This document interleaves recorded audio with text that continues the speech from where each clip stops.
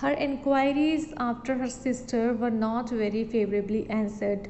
Miss Bennet had slept ill, and though up, was very feverish, and was not well enough to leave her room. So Elizabeth had inquired about Jane's health condition, and the members of the Bingley house, they have not given any favorable answers about her health. Miss Bennet had slept ill, and though up, was very feverish and not well enough to leave her room. And Miss Bennet, here Miss Bennet is used for Jane, Miss Jane Bennet. So they informed Elizabeth that when Jane she fall asleep, she was very ill, and when she walked up, even then she was having fever, and that is why she said that she can't leave her room. Elizabeth was very glad to be taken to her immediately, and Jane, who had only been withheld by the fear of giving alarm or inconvenience from expressing in her note how much she longed for such a visit, was delighted at her entrance. So Miss Bennet, she has immediately taken Elizabeth to Jane's room. Jane was very happy to see Elizabeth there. She was only having one fear, that because of her note, Elizabeth had to leave the house suddenly, and she had covered all that distance by walking.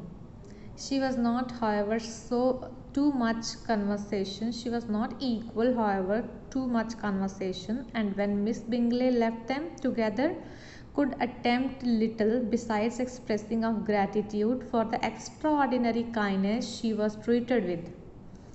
Elizabeth attended to her silently. So then, after spending some time with the sisters, Miss Bingley left them together, and both the sisters, they met each other, they greeted each other and expressed their gratitude towards each other. And Jane also told Elizabeth that how in how with what care the Bingley family, they people were treating her.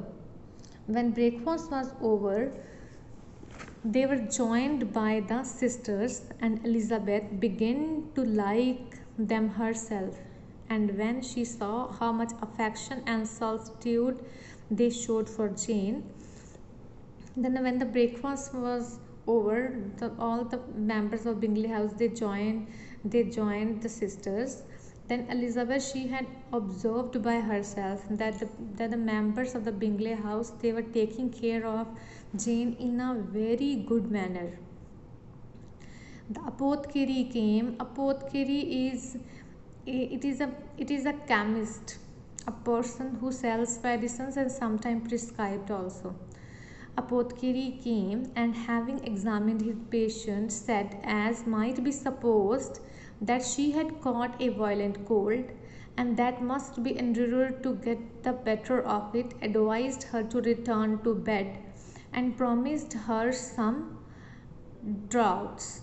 So the apothecary came, a chemist also came there, and he examined his patient, he examined Jane, and he informed the people of the house that Jane had caught a violent cold, and she had to get a bed rest of it, and she had to take proper medicines in order to get rid of that. And he prescribed some medicinal drinks for Jane. The advice was followed readily, for the feverish symptom increased and her head ached acutely. So the advice was followed immediately, because the fever, Jane feels again feverish, and her headache started, a very severe headache started. Elizabeth did not quit her room for a moment, nor were the other ladies often absent. The gentlemen being out, they had in fact nothing to do elsewhere. So Elizabeth, she was stick with the Jane, and she was taking care of her sister in a very well manner. On the other hand, the other ladies, they were present there, and the gentlemen, they were doing their own work.